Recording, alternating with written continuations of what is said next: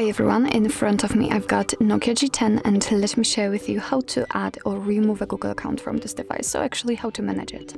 So first of all, we have to enter the settings, so let's tap on it and now let's scroll down to almost very bottom in order to find the accounts.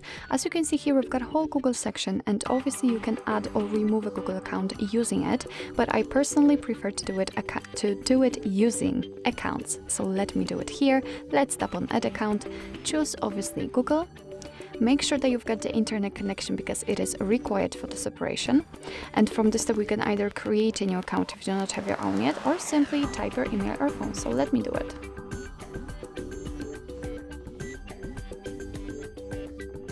Okay, let's tap on next.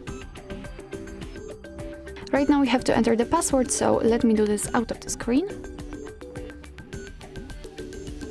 Okay, let's tap on next. Here we've got Google Terms of Service and Privacy Policy, so of course you can read it, just tap on it, and here you will receive all the info you need. Let's tap on I agree after reading. Here we've got the backup and storage info, so just tap on accept.